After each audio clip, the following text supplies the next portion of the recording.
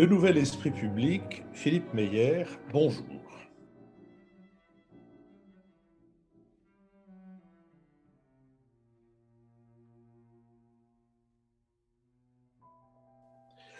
Bonjour, merci de nous rejoindre pour cette émission qui a un caractère assez particulier. Ce sera une thématique sur l'Europe, mais une thématique avec, pour la première fois dans l'histoire de notre émission, avec pour invité un membre du gouvernement, en l'occurrence Clément Beaune, secrétaire d'État chargé des Affaires européennes.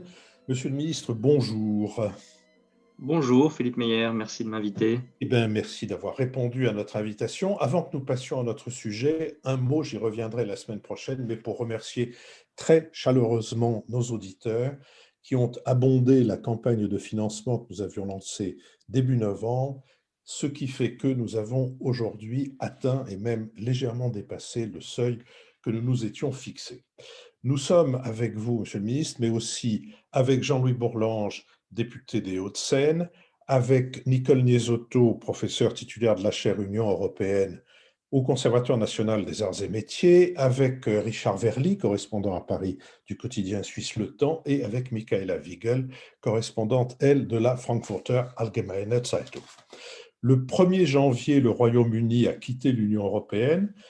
Après 47 ans de vie commune, rien dans l'accord conclu avec les Britanniques ne concerne la défense, la politique étrangère ou la coopération multilatérale, mais les liens n'ont pas été totalement coupés.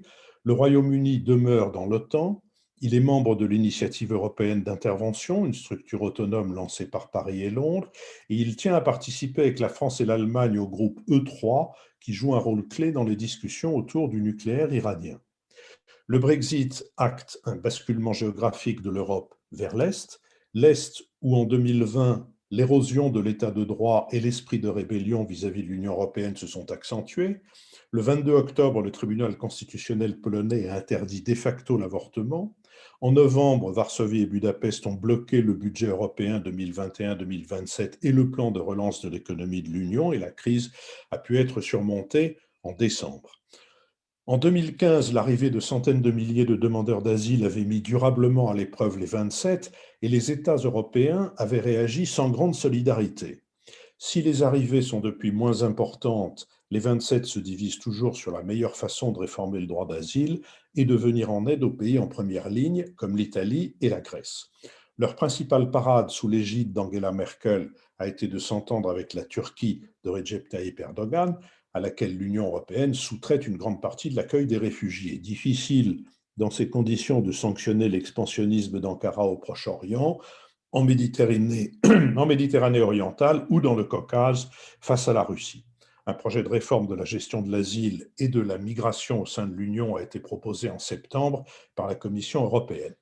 En matière d'élargissement, en novembre, Sofia a opposé son veto à un démarrage des négociations d'adhésion de la Macédoine du Nord. Et par ailleurs, en guise de testament européen, la chancelière allemande, lors de la présidence tournante du Conseil de l'Union, a poussé à la conclusion avec la Chine d'un vaste accord sur les investissements. Enfin, les fonds de relance européens de 750 milliards d'euros reposant sur un emprunt commun et une mutualisation du remboursement de la dette seront répartis pour chaque pays selon une enveloppe en partie prédéfinie et dépendant de sa population, de son PIB par habitant, ainsi que son taux de chômage. La France devrait recevoir de l'Europe autour de 40 milliards d'euros pour alimenter un plan baptisé France Relance, doté au total de 100 milliards d'euros. Après cette tentative de récapitulation, je rappelle à ceux de nos auditeurs qui nous ont rejoints en direct qu'ils sont les bienvenus à la fin de cette conversation. Leurs questions et leurs réactions sont les bienvenues. Et je voudrais demander à Nicole Niesotto, Monsieur le ministre, d'être la première à vous interroger. Nicole Niesotto. Oui, alors moi je voudrais parler non pas du passé immédiat, mais de l'avenir immédiat. Autrement dit, de vous interroger d'emblée, Monsieur le ministre, sur l'Europe d'après. Alors, c'est sans doute trop tôt pour tirer des conclusions définitives et moi j'ai l'impression, comme d'habitude, qu'avec l'Europe, ce sera le verre à moitié vide, à moitié plein, avec d'un côté peut-être une relance de l'intégration et de la solidarité européenne. Philippe Meyer a parlé du plan de 750 milliards d'euros qui en est un signe, mais de l'autre côté, un accroissement des divergences, de la défiance entre les pays membres, comme on l'a vu très récemment, en particulier entre les frugaux, les autoritaires et les normaux, ceux de l'Ouest. Alors, ça m'amène à deux petites questions. La première, selon vous, où penchera la balance pour la construction européenne et qu'est-ce qui pourrait faire pencher la balance plutôt du côté de la solidarité que du côté de la division? Et deuxième sous-question, vous avez été le seul dirigeant européen, je crois, à dire d'emblée que l'Europe d'après ne sera pas la même que l'Europe d'avant. Et en particulier, s'agissant des règles de la zone euro, vous avez dit déjà que la France n'accepterait pas le retour aux règles d'avant. Et donc, ma question est-ce que vous êtes le seul, est-ce que la France est le seul partenaire à avoir déjà réfléchi à peut-être un autre fonctionnement de l'Europe après cette crise du Covid, ou est-ce qu'on peut s'attendre là aussi à de très solides divergences entre les États membres? Merci beaucoup. Écoutez, l'Europe, je rebondis sur votre formule de l'Europe d'après, en disant, si je peux le formuler ainsi, l'Europe d'après quoi? Est-ce que ça sera l'après-Brexit, l'après-Trump, l'après-crise de la Covid? Je pense que vous y faisiez évidemment référence. Je dis ça parce que l'Europe a vécu une succession de chocs ou de crises depuis au moins une décennie. Et elle y a répondu d'ailleurs de manière très inégale. Je pense que la mauvaise réponse qu'elle a apportée à la crise de la zone euro des dettes souveraines, si je simplifie et je caricature un peu, mais une réponse qui était tardive, incomplète, probablement négative ou néfaste à certains égards. Je pense à la façon dont on a tardé à régler le problème grec, dont on a ensuite réduit sans doute trop vite nos déficits au moment où la reprise se manifestait après 2011, a aidé aussi d'ailleurs à régler mieux ou à être plus solidaire, même s'il y a évidemment aussi des touches plus négatives dans le tableau, à la crise de la Covid. On le voit avec l'achat des vaccins aujourd'hui, on le voit avec le plan de relance que nous avons préparé, que vous avez évoqué depuis cet été, etc. Je ne crois pas qu'on ait une sorte d'Europe à deux clubs ou à deux vitesses. Vous évoquiez la division, solidarité division, et Philippe Meyer parlait d'un bascule à l'Est après le Brexit. Moi, je ne crois pas tellement à ça. Je pense qu'on aura une Europe plus différenciée. Alors, je sais que c'est un peu un marronnier, mais je voudrais en dire un mot. On aura forcément une Europe à 27, probablement on y reviendra peut-être dans une dizaine d'années un peu plus, avec quelques pays des Balkans, mais on aura, disons, une Europe d'une trentaine d'États membres, durablement. Et donc ce club, d'ores et déjà à 27, il n'est pas praticable. On n'est pas d'accord sur tout. On ne peut pas avancer sur les enjeux les plus critiques tous ensemble. Je pense à la défense, je pense à la fiscalité, à l'euro lui-même d'ailleurs. Et ce n'est pas très grave. Il y a une obsession un peu allemande d'ailleurs ces dernières années de l'unité qu'il fallait tenir absolument. Et on a bien fait sur les sujets fondamentaux. On a bien fait de tenir bon sur l'état de droit, on a bien fait de tenir bon sur l'unité de notre marché, de notre projet face au Brexit, etc. Mais dans le concret de nos politiques, on ne pourra pas être tous ensemble au même rythme sur tout. Et donc, il faut qu'on définisse ce qu'on va faire ensemble, c'est-à-dire une sorte de socle de solidarité. C'est le marché commun, ce sont nos valeurs essentielles, c'est pour ça que le combat sur l'état de droit est aussi important. Ce sont d'ailleurs nos institutions aussi, je dirais que ce sont les trois piliers d'un cadre commun. On ne va pas créer une commission européenne bis ou terre ou quater à chaque fois qu'on fait une nouvelle politique, ce serait absurde. Et puis ensuite, il y aura des clubs qui s'entrecroiseront, s'entrechoqueront. Et le fait même que l'on n'ait pas une division unique sur l'ensemble des politiques est vital. Parce que si c'était une fracture Est-Ouest ou Nord-Sud sur tout, là, le club ne survivrait pas. Bientôt, on se séparerait en deux ou en trois ou en quatre. Mais comme on n'a pas exactement les mêmes divisions d'un sujet à l'autre, je prends un exemple volontairement visible. Avec la Pologne, on n'est pas tout à fait sur la même ligne sur la question de l'état de droit. Ça n'a échappé à personne. En revanche, en matière de politique industrielle, de politique de concurrence, de taxation du numérique, on pousse souvent un certain nombre de réformes identiques. Et moi, j'ai aucun scrupule à le faire. À partir du moment où on considère que ce pays est membre de l'Union européenne et que sur le reste, on est extrêmement ferme. Et donc, si avec la Pologne, on était en désaccord sur 100% des politiques européennes et sur 100% des sujets européens, on se poserait la question de que fait-on dans le même club ou dans la même famille politique. Mais à partir du moment où ces lignes de partage varient d'un sujet à l'autre, je pense qu'on a de quoi sauver et renforcer même notre club. Sur la question que vous évoquiez de l'après-crise Covid, je vais le prendre par cet angle-là, oui, je pense que ce serait d'une certaine façon une forme d'absurdité, si je puis dire, d'erreur de raisonnement, de penser que ça sera exactement comme avant. J'ai l'impression d'ailleurs de dire une forme de banalité. Et je ne cible pas seulement la question des règles budgétaires. Mais si on prend cet exemple-là, puisque vous l'avez évoqué, que je l'avais en effet mentionné, il y a deux façons de voir. Soit on remet sur la table le même livre de dogmes et de règles, et il sera purement théorique. On sera peut-être croyant, mais en tout cas pas pratiquant. Soit, ce qui revient à la fin au même, on n'a plus aucune règle, je n'y crois pas non plus, soit on anticipe un peu et on réfléchit d'ores et déjà à ce qu'est un nouveau pacte de stabilité, un nouveau pacte de croissance, d'autres choses pour favoriser l'investissement, etc. C'est exactement l'erreur qu'on a justement faite après la crise de 2009-2010. On a cru qu'on pouvait revenir au statu quo ante et on a vécu dans cette fiction. Je souhaite qu'on ne vive pas dans cette fiction parce que l'Europe est trop souvent justement une forme de cadre théorique qu'on ne respecte pas. Donc essayons d'être lucides avec nous-mêmes, on a besoin d'investissement, on a besoin de relance, on ne réduira pas massivement nos dettes et nos déficits d'un coup. Ça ne veut pas dire aucune règle et ça ne veut pas dire un laxisme budgétaire, je n'y crois pas. Mais essayons pour une fois de se dire les choses franchement plutôt que de vivre dans une fiction dont on verra plus ou moins tôt et souvent de haut mur qu'elle ne fonctionne pas.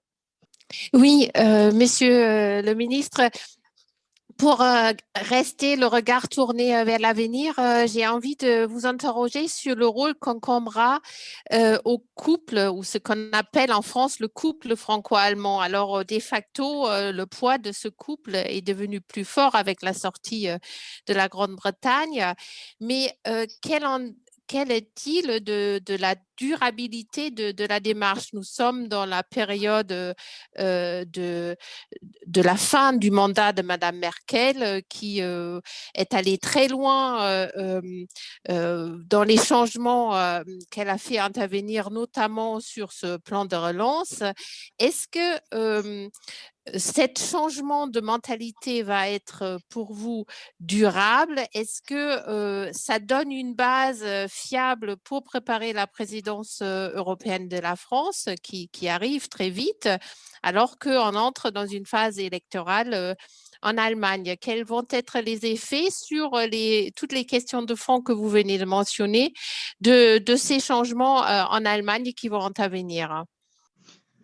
Ils créent d'ores et déjà un peu de tension, d'incertitude.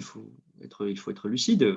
Je pense ce qu'on a vécu ces derniers jours, vous l'avez suivi de près, Michel Wiegel, en Allemagne, la polémique autour de la question des vaccins. A-t-on bien fait d'acheter des vaccins ensemble, comme Européens, ou n'aurait-on pas dû le faire, ce qu'on dit en Allemagne, nous-mêmes, etc. Je pense que c'est une forme aussi déjà de tension liée à la succession de la chancelière, à la compétition interne à la CDU, et dans les prochains mois, il est évident que ce genre de crispation ou d'opposition des uns et des autres vont surgir.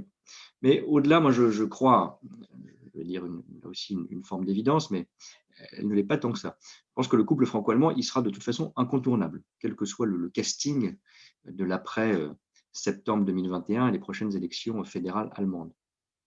L'erreur que font parfois les dirigeants français ou allemands, c'est de chercher pendant un temps autre chose. Je pense que c'est une erreur qui a été faite des deux côtés régulièrement.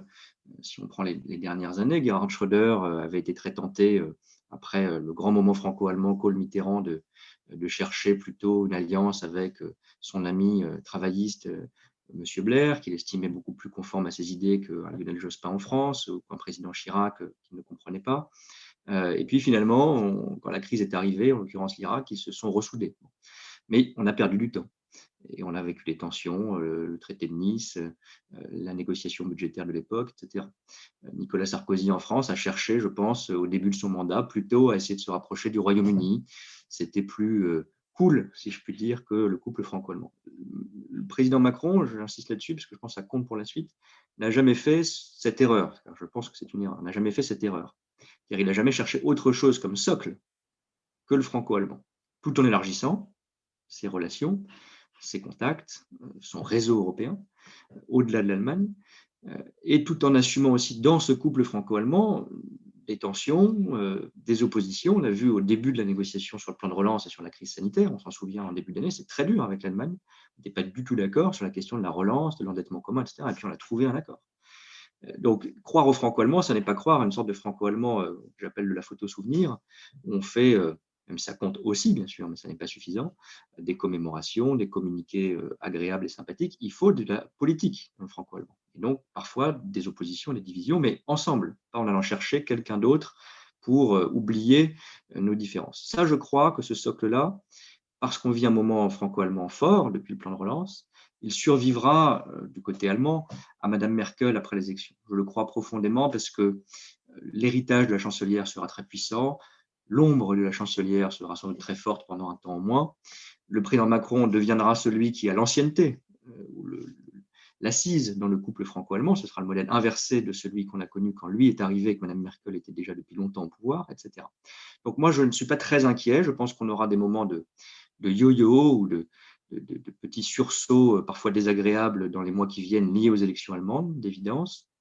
Et quelle que soit l'identité et la couleur politique du chancelier ou de la chancelière qui succédera à Angela Merkel, je pense que le franco-allemand fera partie non seulement des obligations au sens un peu historique et habituel du terme, mais d'une sorte de contrainte politique positive. Je pense que le prochain chancelier allemand devra faire du Merkel, si je peux le dire ainsi, au moins dans les premiers mois, et tant mieux, parce qu'on ne perdra pas la main dans ces relations franco-allemandes. Tout l'après qu'on évoquait, je me tais après, je le promets, tout l'après qu'on évoquait après, c'est-à-dire ce qu'évoquait Nicole Niesotto sur la crise sanitaire, comment nous gérons la suite de la vaccination, l'Europe de la santé, nos règles budgétaires à reconstruire, etc. Il faudra le faire en franco-allemand. Et donc, là aussi, je crois que l'après-Merkel imposera le franco-allemand aussi côté allemand. Alors, il y a un feuilleton douloureux dont la première étape vient de se terminer, c'est le Brexit, c'est le divorce du Royaume-Uni avec l'Union européenne. Ma question, elle portera, Clément Beaune, sur la souveraineté. Parce que la souveraineté, à travers ce feuilleton du Brexit, on voit que c'est quand même quelque chose de très important aujourd'hui pour les opinions publiques, y compris des pays membres de l'Union européenne. Retrouver une forme de souveraineté. Les Britanniques, eux, ont choisi de partir. D'autres pays restent dans l'Union européenne, mais ça ne veut pas dire qu'ils n'ont pas la même préoccupation. Donc, comment fait-on dans cette Union européenne pour redonner aux populations le sentiment qu'elles ont quand même la maîtrise de leur souveraineté, pour ne pas alimenter leurs inquiétudes sur la perte de souveraineté? Et enfin, une question complémentaire qui ne vous étonnera pas venant d'un Suisse, est-ce que quand même, il n'est pas possible pour un pays européen de vivre bien en dehors de l'Union européenne? C'est-à-dire, est-ce que peut-être demain, on pourrait s'attendre à ce que d'autres pays quittent l'Union? Clément Beaune. Alors, sur la dernière phrase, je ne l'espère pas, je ne le crois pas dans les années qui viennent, mais il ne faut jamais prendre cela pour acquis. Je reviens sur la notion de souveraineté, parce que je défends, et le président de la République lui-même défend l'idée d'une souveraineté européenne. Et on nous le reproche beaucoup, des gaullistes gardiens du temple jusqu'à des extrémistes moins sympathiques. On nous dit confusion mentale, erreur de raisonnement, concept marketing, la souveraineté nationale, elle n'est pas européenne, quand bien même on croirait à la construction européenne, etc. Et je ne suis pas en désaccord sur le postulat, j'allais dire, juridique et politique. Moi, je ne suis pas du tout un fou, si je puis dire, d'un fédéralisme désincarné, d'impérialisme tout court d'ailleurs, européen, qui nierait la nation, la souveraineté nationale. Pas du tout, pas du tout. On a utilisé, et je le reconnais volontiers, en tirant un peu sur les fils de ce concept, l'idée de souveraineté européenne, précisément pour répondre au point que vous évoquez, Richard. La question je le dis entre guillemets en anglais, du take back control, qui était un coup de génie d'ailleurs de communication politique, parce qu'il fait écho à une préoccupation extrêmement profonde, on l'a vu dans le référendum britannique de 2016, et effectivement, je suis totalement convaincu que cette préoccupation, elle est présente partout en Europe, et même si le terme est contesté, j'allais dire, dans nos démocraties occidentales.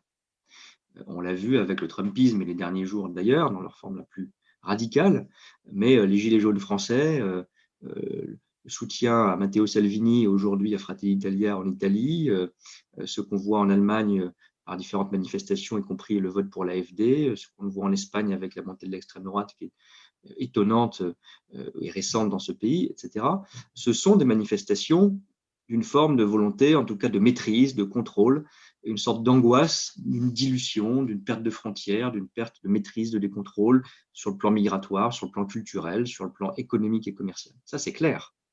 Et je pense d'ailleurs on aurait tort de dire le Brexit, c'est du nationalisme mal placé, circuler, il n'y a rien à voir, ces gens-là n'ont rien compris, et nous, on va continuer notre heureux chemin européen. Pas du tout. C'est précisément le contraire. Et c'est précisément pour ça qu'on a parlé de souveraineté européenne, en prenant cette notion dans une acception un peu large, je vais le dire très simplement et vous m'en pardonnerez, défendre, être capable de défendre ses intérêts et ses valeurs. Si on est d'accord que on peut définir ainsi la souveraineté. Je ne rentre pas dans une thèse, donc je serais bien incapable sur le concept et l'histoire de la souveraineté, mais si on la définit ainsi simplement, je pense qu'elle correspond à la préoccupation qu'on évoquait, alors moi je suis convaincu que la bonne réponse se situe aussi pour la France et pour ses partenaires de l'Union européenne d'aujourd'hui dans le renforcement du club commun plutôt que dans son démembrement et dans un strict repli national. Ça veut dire que tout se fait au niveau européen, ça veut dire que tout se décide à Bruxelles. Mais regardez tous les grands défis auxquels les citoyens sont sensibles. La lutte contre le changement climatique, la maîtrise des flux migratoires, la lutte contre le terrorisme, la souveraineté technologique, être capable de ne pas être complètement chinois dans 30 ans. Bon, ça, c'est ça qui l'angoisse de tout le monde aujourd'hui. Bon, est-ce qu'on y répond que par l'échelon national ou local ou autre? Je ne crois pas. Je crois qu'on a besoin de l'échelon européen. Est-ce que ça veut dire que l'échelon européen fait tout bien aujourd'hui et qu'il nous garantit cette souveraineté qu'on aimerait le voir renforcer? Non. Et c'est là qu'on porte un certain nombre de réformes européennes. Mais il faut se poser cette question franchement. Moi, j'ai aucun problème avec ce débat. C'est le vrai débat, je crois, d'aujourd'hui d'ailleurs.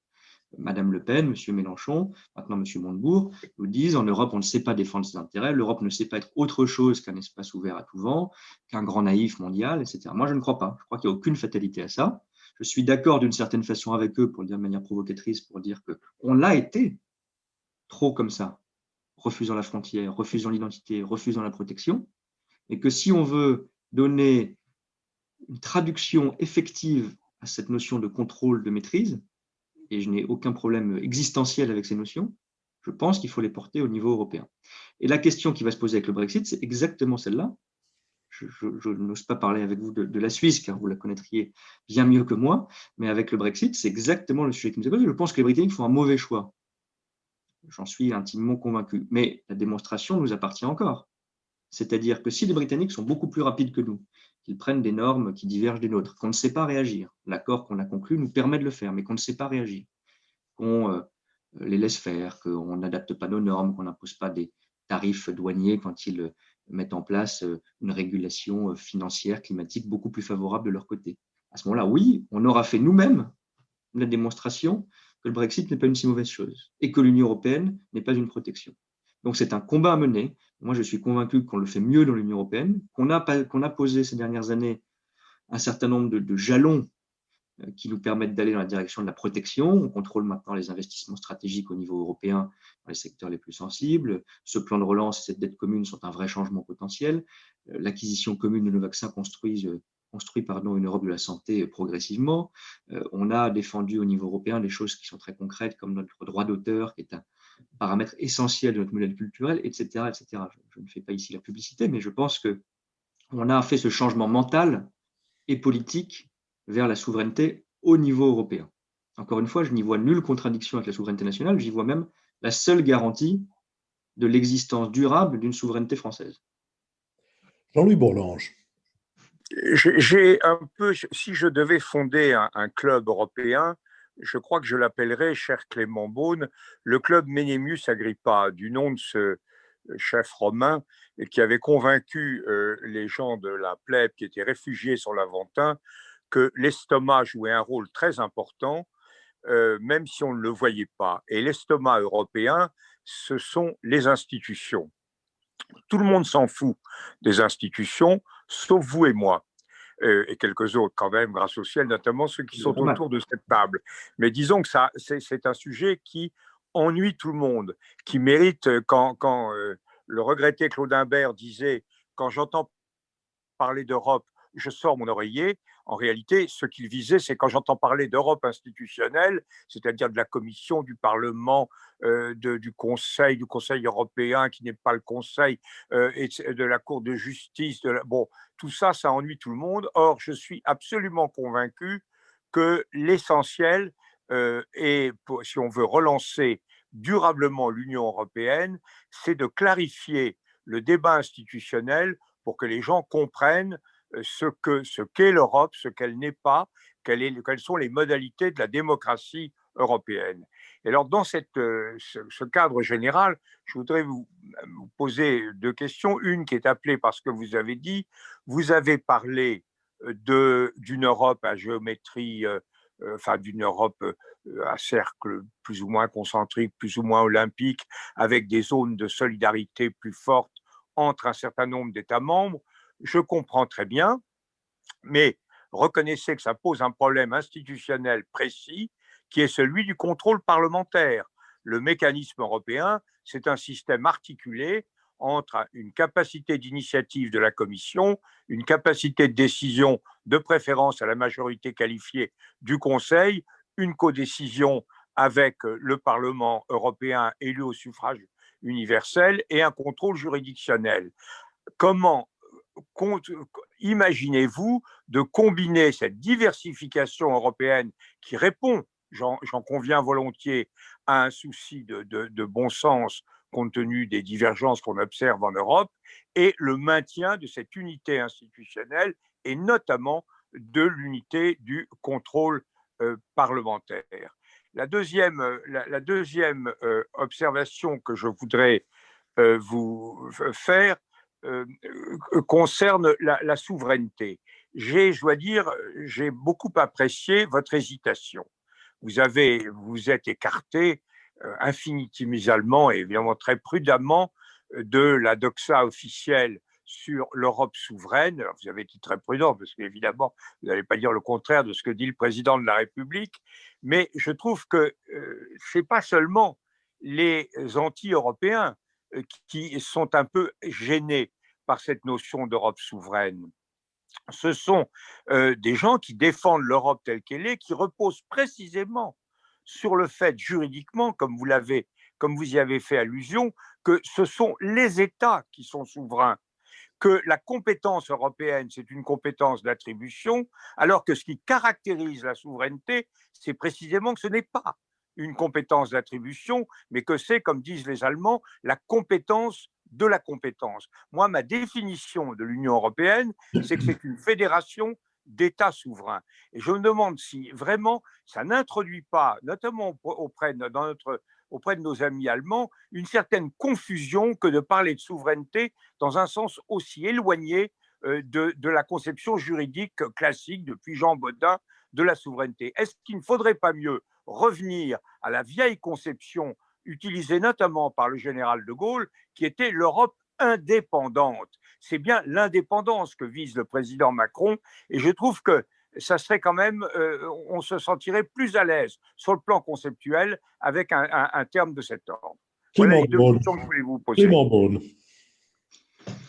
Merci beaucoup, Charles-Henri Bourlange. Je commence par l'aspect institutionnel parce que, en effet, je pense qu'il est très important, mais je pense néanmoins, pour le plaisir du débat, et parce que j'en suis convaincu, que le chemin de réforme ou d'intégration européenne qu'on avait tracé, caricaturant un tout petit peu, quasiment des origines, Monnet-Schuman, jusqu'au début des années 2000, qui consistait à dire c'est par le changement de traité, c'est par la conférence diplomatique, c'est par le schéma institutionnel qu'on va créer des liens et donner des compétences de plus en plus importantes à l'Europe, aussi plus de contrôle démocratique, puisqu'à chaque fois on crée puis on renforçait le Parlement européen.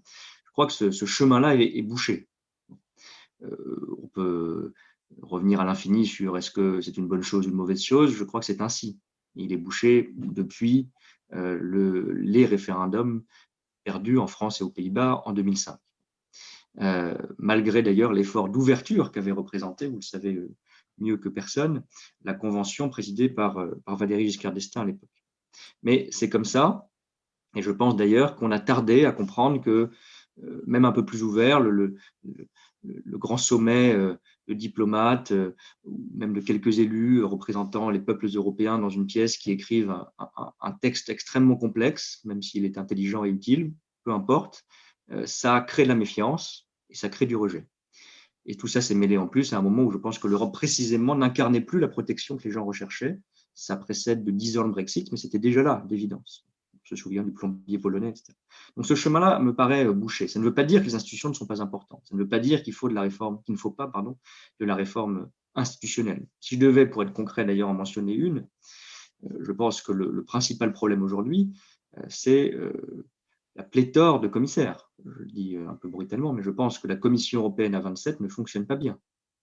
Ça ne veut pas dire qu'il n'y a jamais de bonnes initiatives. Ça ne veut pas dire certainement que son rôle d'initiative exclusive doit être revu, ça je crois qu'il doit être préservé, mais le système, d'ailleurs, il avait été prévu pour être revu au moment du traité de Lisbonne, il y a une dizaine d'années, d'avoir un mécanisme tournant, etc., d'avoir moins de monde autour de la table, me paraît essentiel. On a une commission, je pense, qui, puisqu'on reprend la métaphore de l'estomac, c'est trop dilaté. Et il y a sans doute d'autres sujets institutionnels à réformer, mais celui-là me paraît assez prioritaire. D'ailleurs, il peut se faire, comme vous le savez, sans changer notre traité. Ce que je veux dire par là, c'est que l'aspect institutionnel est important. Le changement de traité ne doit être ni un tabou, ni un totem. On peut faire beaucoup de choses pour revoir notre politique migratoire, notre politique commerciale, notre politique de concurrence, sans changer nos traités ou sans revoir nos institutions. Donc moi, je le ferai dans ce mouvement-là. C'est un peu l'idée de ce qu'on a proposé ces derniers mois, une conférence sur l'avenir de l'Europe. Prenons les sujets européens par thème et voyons ce qu'on doit faire pour traiter, avoir une politique commerciale plus protectrice, avoir une politique climatique plus ambitieuse. Si le gage d'efficacité de réformer les institutions, je crois que ça s'imposera assez naturellement. Un dernier point sur les institutions, et je pense que Jean-Loup Bourlanges sera d'accord, en tout cas je l'espère, c'est ce que je disais tout à l'heure, c'est que la différenciation ne doit pas aboutir à la multiplication des institutions. Donc, je crois à la force des institutions existantes. Il y a la question du contrôle parlementaire que vous évoquiez, c'est vrai, et le problème n'est pas totalement aisé à résoudre, mais moi je crois que plutôt que de créer un parlement spécifique de la zone euro, un parlement spécifique demain de la politique européenne de défense ou autre, il faut qu'on soit créatif, et ça nécessitera certainement un changement de traité pour le coup, à terme, pour que le contrôle parlementaire puisse s'adapter au format. Typiquement, il n'est pas impossible, ni pratiquement, ni juridiquement, si on ajuste un certain nombre de stipulations de nos traités sans doute, que le Parlement européen puisse contrôler, il ne le fait d'ailleurs pas aujourd'hui, le budget de la zone euro, le plan de relance si on le fait perdurer, et dans un format qui ne fait participer que les seuls élus des pays participants à ces coopérations-là. Et on ne peut pas avoir des coopérations dites renforcées, c'est-à-dire des petits clubs prévus par nos traités, et ne pas avoir un contrôle parlementaire adapté. Ça ne me semble pas insurmontable, mais ça n'est effectivement pas prévu aujourd'hui. Sur la question de la souveraineté, j'allais dire, je partage la réticence. Je voulais dire un mot quand même sur la genèse de ce concept dans le vocabulaire que j'utilise ou que le président de la République utilise. On l'a fait effectivement dans la campagne de 2016-2017 pour ne pas laisser ce mot, ce beau mot, aux souverainistes. Parce que là, je pense aussi qu'il y a supercherie. Les souverainistes nous disent en gros, puisque, et vous avez raison, puisque la souveraineté, c'est la compétence des compétences, qu'elle ne provient que du peuple, et donc dans nos cas de la nation, c'est une folie de construire l'Europe, c'est ça le discours souverainiste au fond. Je voulais casser ce lien en disant on peut tout à fait être pour la souveraineté nationale et accepter la construction européenne. Et donc le raccourci, si je puis le dire ainsi, c'est souveraineté européenne. Mais je suis d'accord que quand on déploie le raisonnement, on arrive aux notions que vous évoquez. Et ensuite, il y a un deuxième écueil qui est d'un pays à l'autre, le mot ne résonne pas de la même façon. Ça, c'est le drame de nos débats européens, mais il faut en accepter aussi le charme. Souveraineté en France, même si la rigueur intellectuelle du concept est parfois un peu écornée, se comprend, s'apprécie, se défend. En Allemagne, en Espagne, etc., ça n'a pas le même écho sous le contrôle pour l'Allemagne de Michaela Wiegel. Et donc, peut-être qu'il faut utiliser l'autre concept. Vous le savez, aujourd'hui, dans les documents bruxellois, on parle beaucoup d'autonomie. Moi, je n'aime pas beaucoup ce mot parce que je trouve qu'il n'a pas de beauté, d'écho, d'histoire qui résonne dans nos débats politiques et populaires. Peut-être que le terme d'indépendance est plus juste. Moi, je suis prêt à ouvrir ce débat. Il y a simplement, là non plus, je ne raisonne pas en politologue, donc excusez le manque de rigueur s'il est là, c'est que dans l'indépendance, il y a quelque chose en effet très gaullien. Ça traduit bien ce qu'on veut. Il y a une Europe qui ne se laisse pas dicter ses intérêts ou ses actions par Washington, Pékin ou qui que ce soit, même un allié. mais il n'y a pas la notion de puissance, je trouve. On peut être indépendant et être, d'une certaine façon, coupé du monde, ne pas se projeter, ne pas vouloir défendre, sans être ni agressif ni prétentieux, un modèle. Et donc, je trouve qu'il faut trouver, je suis prêt à ouvrir ce débat, un concept qui retrace la notion d'indépendance et de puissance. Souveraineté avait ce charme, mais moi, je suis prêt à ouvrir ce débat. L'essentiel, c'est de dire on peut être tout à fait attaché à la souveraineté de la France et à la force de la France.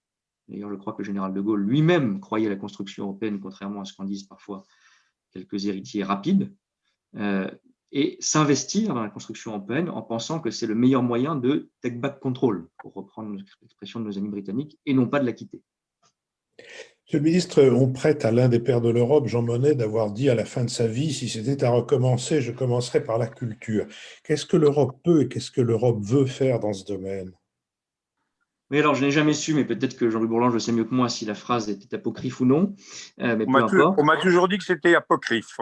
C'est pourquoi j'ai dit on prête. Oui. Tout à fait.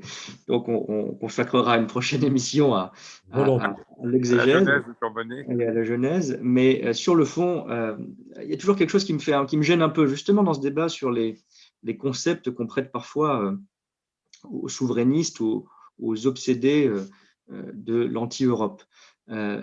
C'est que les termes d'identité ou de culture feraient mauvais ménage avec l'Europe et qu'il faudrait inventer une politique culturelle européenne. Mais d'abord, l'Europe culturelle, au sens le plus large du terme, beaucoup autour de cet écran le savent mieux que moi, elle n'a pas attendu ni Jean Monnet ni Robert Schuman, avec tout le respect qu'on a pour eux, pour exister. Donc, on a construit des institutions et qu'il y a eu ce coup de génie de l'intégration européenne au tout début des années 50. La culture européenne, les cathédrales aux grands auteurs, en passant par les mécènes ou les peintres de la Renaissance, je veux dire, elle préexiste. Bon, on n'a pas besoin d'aller inventer une culture européenne. Je cite souvent, parce que je trouve qu'on n'a pas encore fait mieux, dans la description de l'identité européenne, George Steiner, défunt George Steiner, qui résumait dans une sublime conférence une certaine idée de l'Europe, qu'est l'identité européenne, les cafés, la marche, le paysage façonné par l'homme, à taille humaine, etc. Tout ça, ce sont les caractéristiques culturelles, au sens large du terme, européennes. Donc on n'a pas à les inventer. Ça, j'en suis convaincu. Il y a une politique culturelle européenne qui devrait venir de Bruxelles. Je pense que ça serait rien de pire pour dégoûter ceux qui ont des doutes sur l'Europe ou transformer en bureaucratie ce qui est une culture. En revanche, qu'on défende mieux un modèle culturel européen, c'est pour ça que j'évoquais, ce n'est pas du tout anecdotique, le droit d'auteur, la régulation des grands acteurs du numérique, c'est fondamentalement la défense de la culture européenne, pas au sens replié et triqué, mais c'est la condition de vie ou de survie de la culture européenne. Si vous n'avez plus de droit d'auteur, si les plateformes peuvent faire circuler des contenus sans aucune référence, contrôle, rémunération, avec ce mythe de la gratuité absolue de la culture. Là, vous tuez la culture européenne. Donc, une politique culturelle européenne me semble plutôt être une politique d'élargissement d'outils qu'on a développés en France. Là, pour le coup, je n'hésite pas à faire du cocorico de notre Centre national de la cinématographie à nos dispositifs comme le droit d'auteur, à les adapter au règne des grandes plateformes du numérique pour qu'ils aient des obligations de création, des quotas culturels, des obligations de financement, de rémunération de ceux qui font l'information ou la création, ça oui, et je pense que c'est ça une politique culturelle européenne plutôt que d'essayer d'inventer, comme aurait dit de regretter figure déjà évoquée, un Volapük ou une culture artificielle dont on n'a pas besoin, elle est là. Alors, sur cette question, justement, des GAFAM, Richard Berling. Oui, Clément Beaune, il y a un sujet aujourd'hui particulièrement compliqué, c'est celui des géants de l'Internet. Vous parliez à l'instant des plateformes numériques. On a vu la concrétisation de leur pouvoir avec la décision de Twitter de débrancher subitement Donald Trump. Ça suscite une très grande controverse. Est-ce qu'en matière de numérique, l'Europe au sens l'Union européenne, n'a pas déjà perdu la bataille? Est-ce qu'il est raisonnable de penser que demain, parce qu'il faudrait quand même que ce soit très rapide, un géant numérique européen puisse émerger de la taille de ces GAFAM qui aujourd'hui dictent leurs lois sur le monde et notamment le monde culturel? Clément Beaune. Non, je ne pense pas du tout que ce soit un combat perdu ou d'arrière-garde, mais ça dépend comment on le définit. L'idée d'un Google européen me semble en effet, pour le coup, une formule ou une forme de défaite déjà acquise. Et d'ailleurs, ça veut dire qu'on cherche à mener la révolution qu'on a loupée, effectivement, ou en partie loupée, il y a une dizaine d'années. Bon.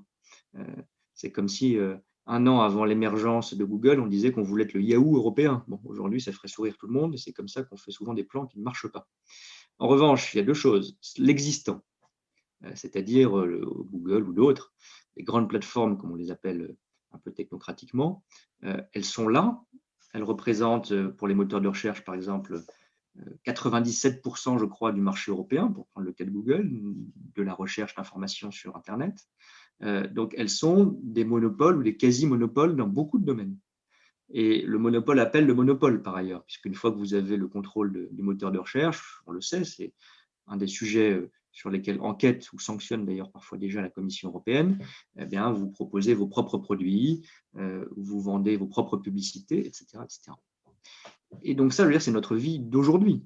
Donc on ne peut pas ne pas réguler, je ne pense pas que ce soit là un combat du passé, on ne peut pas ne pas réguler ces plateformes qui, de fait, sont devenues quasiment des services publics de l'information sans État et sans régulateur. Bon, ça, je n'ai aucun scrupule, c'est ce que Thierry Breton et la Commission européenne ont présenté début décembre, ces acronymes un peu compliqués, le DSA, le DMA, mais ce sont des outils de régulation pour faire en sorte que quand vous êtes trop puissant, vous puissiez être régulé, voire cassé, que quand vous privilégiez vos propres contenus, vous puissiez être sanctionné, etc. Toute cette régulation, je pense qu'elle a à être inventée. Elle pourra d'ailleurs devenir une forme de standard européen qui sera repris, j'en suis convaincu, y compris aux États-Unis, où se pose aussi ce débat de la régulation. Donc ça, ce n'est pas un combat du passé. En revanche, savoir, pas se limiter à ce volet défensif, pour la prochaine révolution technologique, dont je n'ai pas les clés, donc je crois que personne n'a les clés, si on peut avoir un géant européen à la prochaine vague d'innovation, ça, c'est à nous de le faire. Et ça se fait comment? Ça se fait par du financement sur le public et de l'investissement privé plus facile. Ça se fait par le marché commun, précisément, parce qu'aujourd'hui, ce que disent encore beaucoup d'entreprises, c'est que quand vous êtes même sur un marché relativement grand, la France ou l'Allemagne, vous n'êtes pas à la bonne échelle. Et donc, on a la chance d'avoir le plus grand marché ouvert du monde avec l'Europe, plus de 400 millions de consommateurs, plus grand que les États-Unis, mais on n'a pas les règles ou le cadre d'investissement qui nous permet, ou la prise de risque d'ailleurs, qui nous permet de passer à la bonne échelle et d'avoir le nouveau Google, pour reprendre l'expression, de demain. Donc, je crois qu'il ne faut pas confondre les deux. Réguler l'existant parce que c'est nos vies d'aujourd'hui, et ce sont de fait des quasi-monopoles, et préparer l'innovation suivante, où là, il ne s'agit pas d'aller recréer par un plan d'investissement public ce qui a existé aux États-Unis il y a 10 ans, mais de faire en sorte que la batterie électrique, le nouvel Internet, le cloud, etc., soient européens. Michaela Wiegel. Oui, alors une question liée non seulement sur la régulation, mais sur la communication de l'Europe à l'avenir. Vous avez gagné un peu vos lettres de noblesse puisque Boris Johnson a demandé au président Macron de vous virer parce qu'il était vexé de vos tweets sur les conséquences, les suites du Brexit. Mais comment vous voyez l'avenir de la communication même de la Commission européenne, mais aussi de comment s'en servent tous les acteurs, les dirigeants européens dans cette communication? Parce qu'on a vu que sur les vaccins, par exemple, pour prendre un exemple très concret, la bataille de la communication, pour l'instant, elle n'est pas gagnée et tous ceux qui voient dans la vaccination en quelque sorte des Jeux olympiques d'un pays contre l'autre, qui font le comptage de combien de vaccins ont été administrés dans chaque pays, sont plus forts et plus visibles, plus audibles que les tentatives des acteurs européens de se faire entendre. Clément Beaune. Je crois en étant beaucoup plus combatif. Et ce n'est pas d'ailleurs tellement la question de comment la Commission européenne fait des plaquettes, des tweets, des vidéos, etc. Même ça compte aussi. D'ailleurs, je crois que ça touche à une question plus vaste, donc je ne ferai que la toucher du doigt, qui est celle de la langue aussi. Parce que je pense que la communication anglophone ou anglaise, en langue anglaise, très harmonisée, que la Commission utilise, est un obstacle aussi à la compréhension, à l'adhésion. Mais ce n'est peut-être pas le sujet central ici. Le sujet central, c'est que l'Europe est encore une construction politique jeune, qui n'est d'ailleurs pas vraiment vue comme une construction politique, Moi, je suis ravi quand il y a des débats et des controverses sur l'Europe, parce que c'est bon signe. Mais on la charge de tous les péchés dès qu'on a une difficulté. Objectivement, c'est ce qu'on a vu, et je cite l'Allemagne, mais ça aurait pu être la France, et ça pourrait être la France d'ailleurs aussi, sur la question des vaccins, sans que personne la défende vraiment, au début en tout cas. La chancelière y est venue ces derniers jours. Des responsables politiques allemands de différents partis ont pu dire tranquillement c'est la faute de la France, c'est la faute de l'Union européenne, sans que ce soit très étayé, et même je dirais que en sachant que c'est faux, mais personne ne défend ce bouc émissaire un peu classique. Pardon de dire quelque chose qui est ancien et peut-être un peu cliché, mais très juste, je crois, encore aujourd'hui. La communication sur l'Europe, pour moi, c'est différents ordres. C'est d'abord assumer, je le disais, la controverse politique. Ce que j'ai trouvé, pour le coup, très positif, même si ça a été tendu dans le début de la crise, paradoxalement, de la Covid, quand on s'est tous un peu écharpés sur faut-il une relance européenne, des eurobonds, des corona-bonds, vous vous souvenez peut-être de ces débats. Bon, au mois de mars-avril, c'était très tendu. Les sommets européens eux-mêmes étaient très tendus. Et on a fait de la politique. Et pour moi, c'est la meilleure communication sur l'Europe, au bon sens du terme. Et qu'on a montré que les choses n'étaient pas écrites d'avance, que l'Europe n'était pas figée, que l'Europe était un espace d'affrontement d'idées, tant mieux. Et M. Conte, le Premier ministre italien, s'est exprimé dans la presse allemande, a parfois interpellé les responsables politiques allemands. Le président de la République a critiqué parfois assez directement les positions allemandes à ce moment-là. Je crois qu'il y a même des présidents de région, des élus locaux italiens qui sont achetés des espaces de communication à la presse allemande pour dire soyez enfin solidaires. Et tout ça a créé des tensions, mais aussi un débat et un résultat européen. Le plan de relance est l'enfant de ce débat. Bon. Et je crois vraiment que si on n'a pas assumé cette tension de départ, bon. Donc la communication passe par le débat politique. Il n'y a rien de pire que l'Europe asséchée de tout débat entre d'ailleurs un pro-européen qui ne critique jamais et un anti-européen qui dit que tout va mal. Puis un dernier point, pardon, je suis long, c'est que je pense qu'il n'y a pas de communication au bon sens du terme sans sentiment d'appartenance. La raison pour laquelle, dès qu'il y a une difficulté, on se retourne plus vers l'Europe que vers d'autres, c'est qu'on ne se sait pas encore vraiment appartenir à l'Europe. Et là, je ne dis pas ça non plus comme une forme de fédéraliste qui voudrait imposer d'en haut une culture européenne préfabriquée, pas du tout. Mais que sur nos billets de banque, de mes obsessions, de mes marottes, nous n'ayons aucune grande figure européenne. On paye avec, c'est quand même notre grand acquis européen qui est l'euro. On ne s'aperçoit même pas qu'il y a un patrimoine européen. C'est un peu dommage. On a forgé nos nations, nos pays, par ce type de communication, par des figures enseignées à l'école. Je sais que le terme est contesté, mais aussi par des récits nationaux, par des petits gestes du quotidien qui sont ancrés dans une communauté politique, pas forcément l'État, mais une communauté politique. On n'a pas ça au niveau européen. On a Erasmus, qu'on cite à chaque fois, et tant mieux, mais c'est assez anecdotique. Donc voilà, je crois que c'est comme ça qu'on avance. Sur la question des billets de banque, si je peux me permettre, si vous avez l'occasion et la possibilité de faire imprimer les comptes rendus des débats des personnes qui étaient réunies pour décider de ce qui figurerait sur ces billets, je crois que vous procureriez à l'ensemble des Européens et en tout cas aux Français l'occasion de tantôt rire vigoureusement et tantôt comprendre dans quel esprit extraordinairement pusillanime ces décisions ont été prises. Nicole Niesotto. Oui, moi je voudrais revenir, Monsieur le ministre, sur le début de débat que vous avez eu tout à l'heure avec Jean-Louis Bourlanges sur l'indépendance, la souveraineté, l'autonomie de l'Europe. Et je me demande déjà d'ailleurs si le vieux concept, le vieux et beau concept d'Europe politique n'est pas aujourd'hui une idée moderne, une Europe qui soit à la fois souveraine et puissante sur la scène internationale. Mais donc, ceci m'amène à vous poser une question sur l'impact de l'élection de Joe Biden, c'est-à-dire l'impact du retour d'une Amérique normale sur l'ambition française notamment. On a tous remarqué qu'il y avait eu un immense soupir de soulagement chez tous nos partenaires européens, y compris chez nous d'ailleurs, personne ne souhaitait voir l'élection de nouveau de Donald Trump, mais quand même avec cette idée qu'on pourrait retrouver le bon temps du leadership américain sur l'alliance et que les Européens pourraient de nouveau s'occuper de ce qui leur importe, c'est-à-dire la prospérité, et laisser le reste à l'Amérique. Est-ce que vous ne pensez pas que cette normalisation de l'Amérique risque de rendre plus difficile la mise en œuvre de cette vision française de la souveraineté européenne? Et comment comment continuer le combat, si je puis dire. Clément Beaune. Oui, je vais être honnête, je pense que le risque existe.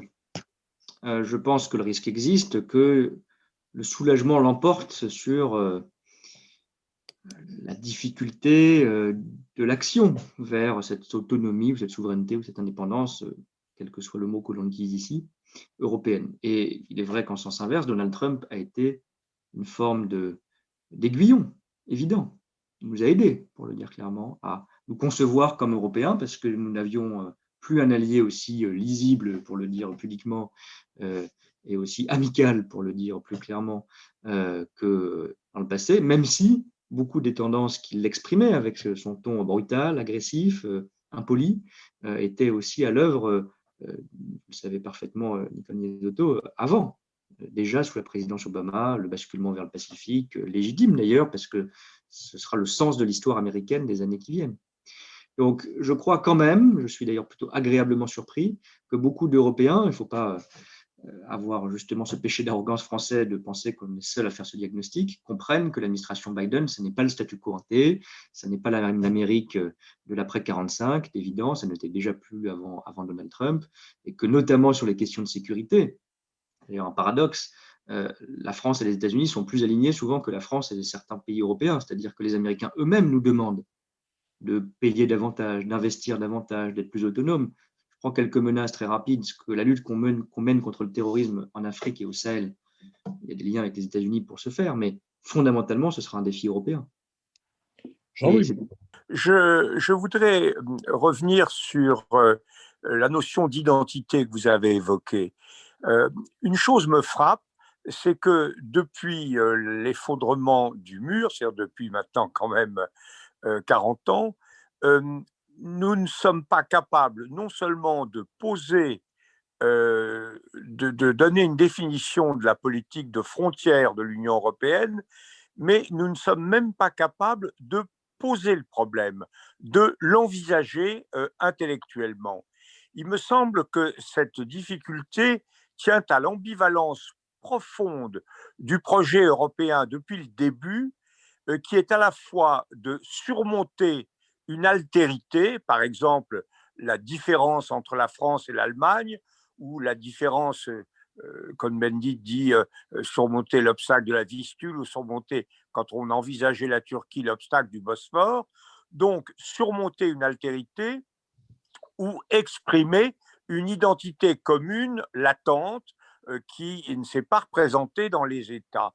Et donc, on est dans cette situation où nous n'arrivons pas à penser l'élargissement. Je ne dis pas à le réaliser, bon, mais à le penser. La France a pris des initiatives intéressantes. Dans le papier que vous avez rendu public il y a quelques mois, vous avez marqué les limites, selon vous, de la politique d'élargissement. Vous avez, vis-à-vis de l'élargissement en direction des Balkans, montré que ça ne pouvait pas se faire sans des modifications assez sensibles de la façon de fonctionner. Tout cela est très bien, mais fondamentalement, comment concevez-vous l'identité européenne, et une identité qui ne soit pas perçue, comme elle l'est trop souvent à Bruxelles, comme une identité meurtrière, pour reprendre une expression d'Amin Malouf, mais une identité créatrice qui ne coupe pas du monde. Je crois que cette difficulté à penser l'Europe comme une civilisation particulière et non pas simplement comme une ébauche d'universel, ça pose là un problème existentiel absolument fondamental pour l'Union. Clément Beaune. Je suis totalement d'accord. Je pense que l'Europe s'étant, ce que j'écris dans le papier que vous évoquez, l'Europe s'étant, le projet européen, la construction politique européenne s'étant forgée contre la notion de puissance. Denis Detorro parlait il y a 2 minutes d'Europe politique, contre la notion de puissance, parce que nous pensions devoir notre drame des 2 guerres mondiales à une sorte de survalorisation de la puissance, qui à l'extérieur a donné le colonialisme et qui à l'intérieur a donné la guerre civile, la destruction, les camps et tout ce qu'on a connu jusqu'à 1945. Et donc on s'est dit, on va être mis sous tutelle, Les Américains assurent notre sécurité pour ce qui concerne l'Europe de l'Ouest, et on reste dans un cadre de démocratie libérale, tant mieux. Et puis entre nous, on va essayer de créer un outil de coopération, par le marché d'abord, et puis on y a greffé un certain nombre d'autres outils. Et donc, dans cette construction, toute notion qui pouvait renvoyer à la puissance ou à l'État était bannie. Les frontières, les limites, la protection, l'affirmation d'intérêt à l'international, etc. Et aujourd'hui, tout le monde demande exactement le contraire à l'Europe en disant « mais pourquoi ne le faites-vous donc pas ?» alors que l'Europe était précisément construite sur autre chose. Donc il faut qu'on change vite le logiciel, sinon on aura le Brexit ailleurs, pour faire court. Et les frontières en font partie, moi j'en suis convaincu. Je ne suis pas du tout, contrairement à ce que certains souverainistes essaient de me faire dire, un apôtre du no border. Et pour reprendre un très bel essai de Régis Debray, l'éloge des frontières, ça me parle. Mais je pense qu'il faut savoir où elles sont.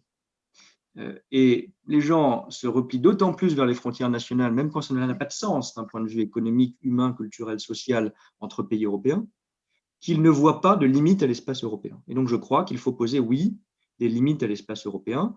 Moi, je crois que l'élargissement au pays des Balkans se fera dans le bon ordre, pas vite, pas tout de suite, et qu'il est un défi immense, et qu'il ne peut se faire que dans une Europe différenciée, mais je crois que c'est notre intérêt culturel, sécuritaire et autres. En revanche, je crois qu'au-delà, ça n'a pas de sens et qu'il faut arrêter d'ores et déjà de penser ce cadre au-delà, notamment la Turquie. Ça, je suis absolument convaincu que la notion de frontière fait partie des éléments de sécurisation que les Européens attendent de leur projet politique. Une dernière question avant celle de nos auditeurs dont les questions commencent à se presser et même se pressent. Une dernière question sur un sujet voisin, puis nous marquerons une très brève pause avant précisément de donner la parole à nos auditeurs. Richard Verly. Oui, Clément, je rebondis sur la question de l'élargissement. Posons quand même la question, pourquoi l'Union européenne doit-elle ou devrait-elle s'élargir aux derniers pays des Balkans? Quelles raisons? Pourquoi il ne resterait pas en dehors de l'Union européenne? Vous n'êtes pas sans savoir que dans les opinions publiques des pays actuels de l'Union européenne, accueillir certains pays des Balkans, ça va passer très difficilement. Donc je repose ma question, pourquoi on doit le faire? Mais y compris en premier lieu en France. Moi, je vais être honnête, je ne suis pas un grand fanatique de cette politique de l'élargissement du tout. Je pense qu'on l'a malmenée dans le passé, mais il faut voir où on est aujourd'hui. D'abord, c'est une attente très forte, ce n'est pas une raison suffisante, mais c'est un paramètre, c'est une attente très forte dans ces pays-là, dont on a construit aussi la stabilisation politique, encore relative, mais enfin meilleure qu'il y a 20 ans d'évidence, sur la perspective de l'adhésion européenne. C'est une erreur qu'on a faite dans le passé. Ça a consisté à dire la seule politique étrangère de l'Union européenne doit se faire à l'égard de son voisinage et doit consister à promettre l'adhésion et donc l'élargissement. On n'a pas construit d'autres outils. C'est une folie, mais on n'a pas construit d'autres outils. Maintenant, on en est là. Je crois qu'il y a suffisamment de proximité culturelle, un intérêt de sécurité très fort à avoir le contrôle des frontières dans cette région, parce que c'est une région de passage, de trafic migratoire, d'armes, de drogue, etc. Et que l'adhésion peut être une chance collective, mais pas tout de suite, mais en exigeant des réformes qui ne sont pas encore acquises du tout, en termes d'état de droit, de stabilité politique, de lutte contre la corruption, de réforme de la justice ou des médias, etc. Et ça, c'est un préalable qu'on a posé il y a quelques mois, et ça a été un combat européen difficile, après une réforme indispensable de l'Union européenne. C'est-à-dire l'intégration dans cette Union européenne-là, je crois que ça ne marche pas. Dans une Europe plus différenciée, on assume que tout le monde ne fera pas partie de toutes les politiques, l'euro, la défense, Schengen, etc. Là, je crois qu'il peut y avoir, je ne dis pas que ça doit être automatique, un élargissement parce qu'il est déjà largement engagé, mais à des conditions strictes, et pas au-delà. Je crois que c'est très différent d'envisager à terme, avec ces conditions, l'intégration des pays des Balkans, dès lors que l'on dit le reste est terminé. Et je crois qu'on a besoin de ce langage de finitude, si je puis dire, et de frontières, parce que l'Europe ne peut pas se penser comme un espace. L'Europe politique ou l'Europe puissance, c'est précisément l'opposition à une Europe marché et espace. S'il y a une chance qui ressort du Brexit, c'est de ne pas être prisonnier du logiciel britannique qui s'est insinué dans la conception européenne. C'est donc sur cette question de l'intérêt et de la légitimité de l'élargissement que se termine la première partie de cette thématique sur l'Europe. Avec vous, Clément Beaune, vous que nous remercions tous d'avoir participé à cette émission. La seconde partie, les BADA, comme nous les appelons, la conversation avec les auditeurs, dont je vais me faire l'interprète puisque leurs questions arrivent ici par écrit, la seconde partie sera diffusée mercredi selon les usages auxquels nos auditeurs sont habitués.